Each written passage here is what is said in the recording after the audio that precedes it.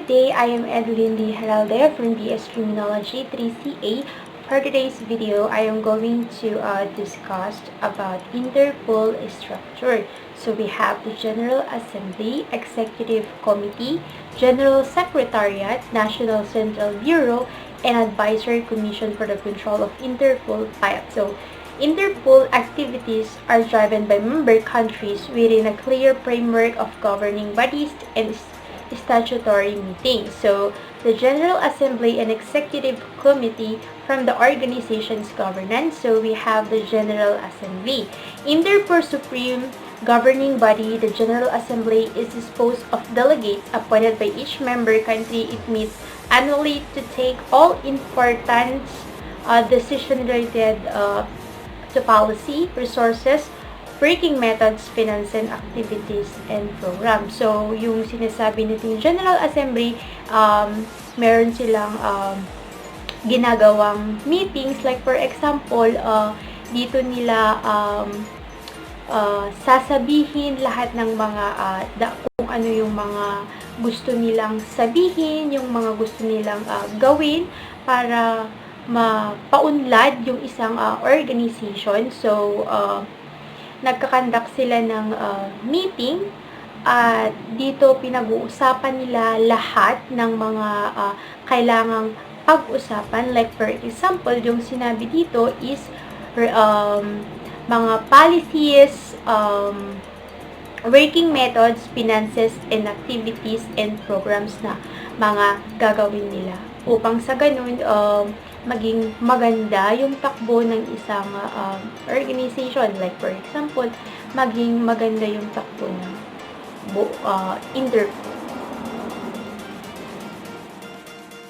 So, we also have Executive Committee elected by the General Assembly. The Executive Committee is headed by the President of the organization. It provides guidance and direction to the organization and oversees the implementation of decisions made by the annual General Assembly. The Executive Committee has 13 members comprising the President of the organization. We have the 2 Vice Presidents and 9 delegates. They are all different countries and the geographical distribution is balanced. So, ang President, 4 years yung kanyang pamamalagi sa kanyang posisyon, and the Vice President and delegates 3 years lang siya. Also, they are not immediately eligible for re-election either to the same post and delegates to Executive Committee. So, the current member of the Executive Committee is Kim Jong-yang, Republic of Korea. Siya ngayon yung president ng Interpol ngayon, who was elected at the 87th General Assembly in Dubai in November 2018. So, Vice President, we have 3. Yung sinasabi ko kaninang meron silang 3 Vice President. We have Benyamina Abad in Algeria, Sarka Habrakova, Czech Republic, Vice President for the Americans, vacant. So, yung sinabi ko kanina na delegates, we have Khaled Jamel Materyin Jordan at Jordan, Ahmed Nasser Al-Raisi from United Arab Emirates, Hector Espinosa Valenzuela from Chile, Gregorio Galoro from Brazil, Robert Gariao Bailen from Andorra, Destino Pedro from Angola, Oloshola Kamar Subair from Nigeria, and Janine Vandenberg from the Netherlands. So, the implementation to the day implement of the organization strategic decision is carried out by the General Secretariat and Central Bureaus. So, General Secretariat, located from Lincoln, France, the General Secretariat operates 24 hours as a day of 365 days, which is the whole year na yon na mag-ooperate siya. And it is run by the Secretary General.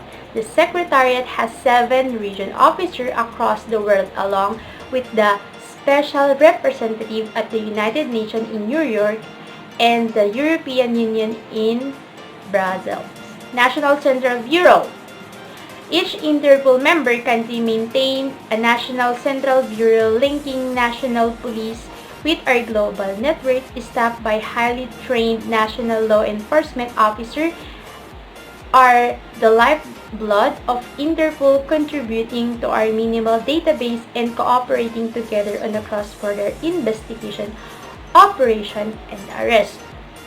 So, dito sa Interpol, meron din silang tinatawag na General Assembly and Executive Committee, which is yung ginagawa nilang General Assembly. Dito, mimitingan nila yung mga tungkol sa policies, kung ano ba yung pwede nilang palitan, kung pwede ba nilang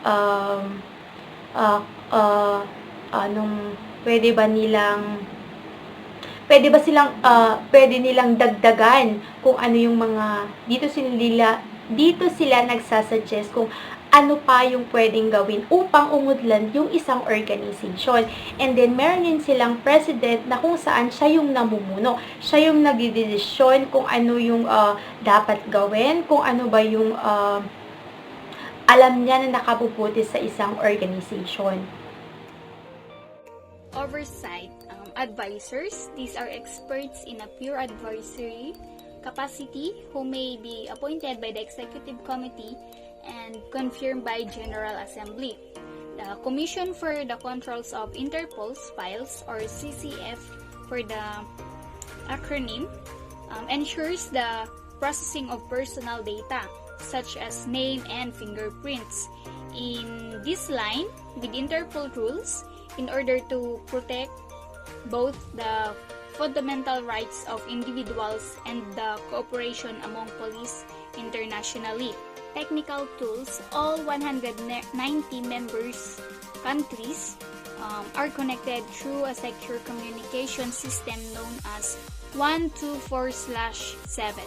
This gives police real-time access to criminal databases containing millions of records. Our unique system of notices is used to alert countries to fugitives, dangerous criminals, missing persons, or weapon threats. The 24 hours response, our command and coordinate center, is operational around the clock and serve the first point of contact for any member's country. Faced with a crisis situation, we can deploy specialized response teams to the scene of a serious crimes or disaster, or to assist with security preparations for a major international events. The investigative skills, forensic experts provide target support to member countries in the areas of fingerprint, the DNA analysis and disaster victim identification.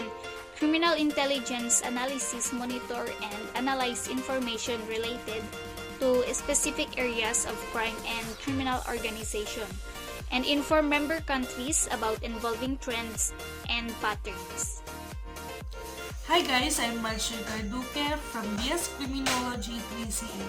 At ang pag-uusapan natin ngayon ay tungkol sa Police Training, Intelligence Analysis, Interpol Criminal Intelligence Analysis, Central Task Analysis, and Operational and Strategic Analysis. Una nating pag-usapan ang police training. We are committed to the building the capacity of police around the world through training sessions and our online learning center. Our training portfolio ranges from practical courses in specific crime and areas investigative techniques for frontline officers to high-level management programs for senior police staff. Kaya't nasawa ti police is training kat kasano ti pinag-train ti may nga police tapno mabuild isuna as a police officer tapno no mabuild suna no kasano na serbihan iti civilian or kasano na serbihan iti tao tapno maprotektaran na ida isut serbi ti police is training tapno mabuild isuda nga buo isuda nga mangprotektar ti tao or civilian. Intelligence analysis. Criminal intelligence analysis is also referred as to criminal analysis. It is recognized law enforcement support tool.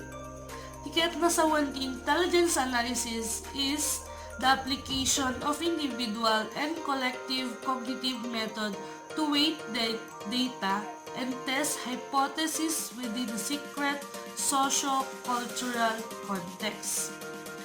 Tiket na sa etiquette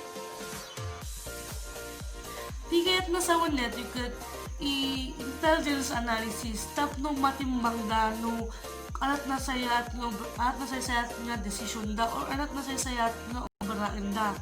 Tsina ti pagpukusan da timbangan da dito ti kung knowledge da kat timbangan da no at may mayat sa kung manakapalot dat duwa nga solusyon timbangan da ijay no anak na may mayat nga obraan da or iso ti pagpukusan da. 10 years. In recent years, analysis techniques have become increasingly used by the police force, international organizations, and the private sectors. Tiket mo sa una to, idikano. Tiket na sa una to, idikano, mas nag-focus dati pang international nga diskarte tapnon mas mapapigsada pa iti ahente iti pulisya kasi tiket na sa ulit basta techniques da iti tapnon ag-increase ti police force kasi. Interpol definition of criminal intelligence analysis is as follows. The identification of the provision of insight into the relationship between crime data and other potentially relevant data with the view to police judicial practice. The central task analysis are to help officials, law enforcement policy makers, and decision makers deal more effectively with uncertainty. Tiket na sa netoy makipagtulungan dati gidi official. Kaya sa makipagtulungan dati official. Kaya nasawan pa ito, kaya makipagtulungan tayo dagi official. Kas lang kumano no ada kuma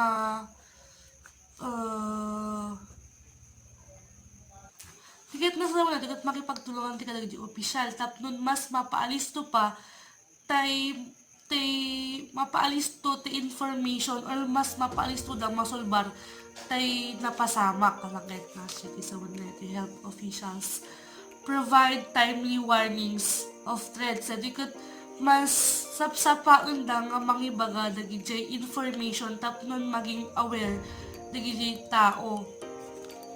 And last, support operational activity by analyze crime. Tiket na sa muna, tiket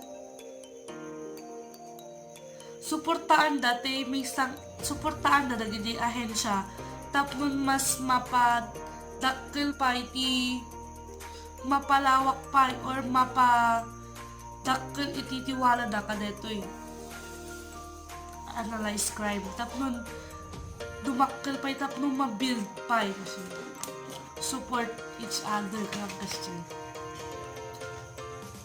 Operational and strategic analysis. Criminal intelligence analysis is divided into operational and strategic analysis. The basic skill required are similar and different lies in the level of detail and type of client for whom the products are produced. Operational analysis kan strategic analysis. Yung muna tayong nga awatan kat operational analysis. Ano ba ti operational analysis? It aims to understand and develop operational process.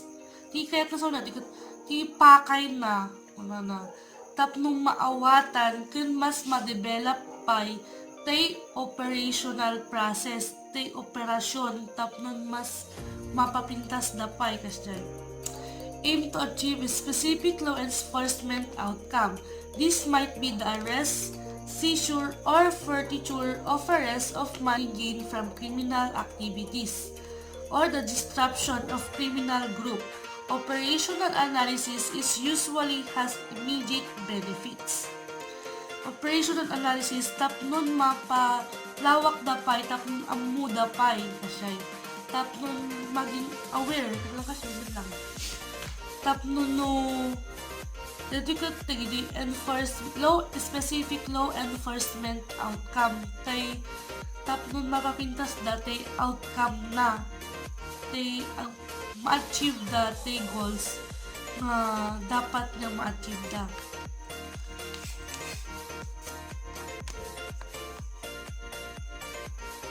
So, strategic analysis. It is intended to inform higher-level decision-making and benefits are relieved over the longer-term decision-making netoy. It is usually aimed at managers and policy makers rather than individual investigators. The intention is to provide early warnings or threats and support senior makers' decision. Kas lang ibaga dadagos the information stop nun maging aware na gini tao. In setting priorities to prepare the organizations to be able to deal with emerging criminal issues. This might mean allocating resources to different areas of crime, increasing training in the crime-fighting techniques, or taking steps to close loophole in the process. Kaya nasawan neto strategic analysis katay pagplanuan da nga na saya at pagpanunutan da nga na saya at no anati desisyon niya ubaraan da. At Interpol, our criminal analysis provide both operational and strategic analytical support to unit focusing on specialized crime areas and to our members countries as well as providing training and constancy in analytical manners. Yet nasawan neti ket Interpol ket adalin da dagi criminal kaslang kasay kasi kung criminal analysis provide both operational and strategic support unit focusing in specialized crime areas.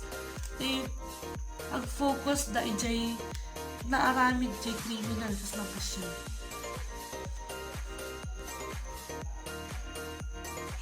As well as providing trainings and consultancy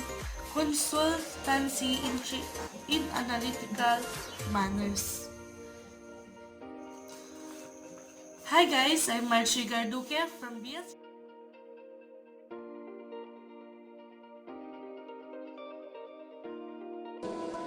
Hello guys, I'm Richard Martinez from 3C Alpha, and for today's video I'm going to tackle to you the Interpol Manila. So let's start guys. Interpol Manila.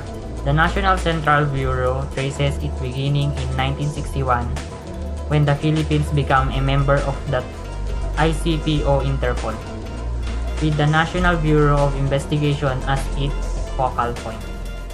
Since then, the National Central Bureau Interpol Manila has undergone changes, which enable it to confront the challenges of the times.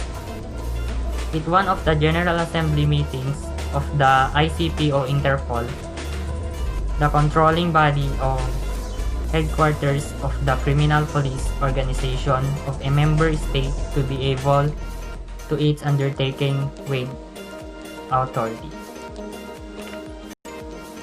The Philippine Center on Transnational Crime, which houses Interpol Manila, is the national law enforcement agency which carries investigation beyond the borders of the Philippines. Its priority crime areas include illicit trafficking of narcotic drugs and psychotropic substances, money laundering, terrorism, arms smuggling, trafficking in person, and piracy. So let's start with illicit trafficking of narcotics and psychotropic substances. This convention provides comprehensive measurement against drug trafficking, including provisions against money laundering and the diversion of precursor chemicals. It provides for international cooperation through, for example, extradition of drug traffickers, controlled deliveries, and transfer of proceedings. Next is money laundering. It's illegal because it allows criminals to profit from crime, and it usually involves more than one illegal step to take place. Having traveled through a member of financial transactions, the proceeds of the crime are now fully integrated into the financial system and can be used for any purpose. Next is terrorism. Terrorism is the use of fear and acts of violence in order to intimidate societies, governments, or against an ideology. Terrorism is the unlawful use of force or violence against persons or property to intimidate or coerce a government or its citizens to further certain political or social objectives. Next is arms smuggling. This article looks at the linkage between arms smuggling and terrorist groups operating in and outside, focusing in inflow and outflow of weapons through the country. Next is trafficking in person. Trafficking in person shall mean the recruitment, transportation, transfer, harboring, or receipt of persons by means of the threat or use of force or other forms of coercion, of abduction, of fraud, of deception, of abuse of power, or of a position of vulnerability, or of the giving or receiving of payments. And the last one is piracy. Piracy is an act of robbery or criminal violence by ship or boat-borne attackers upon other ship or a coastal are typically with the goal of stealing cargo and other valuable items of property. Hi guys, I am Patrice Maytunak of BS Criminology 3C-A, and for today's video, I will discuss to you the Philippine Center on Transnational Crime, or the PCTC. So, let's start. The Philippine Center on Transnational Crime, which houses Interpol Manila, is the national law enforcement agency which carries investigations beyond the borders of the Philippines.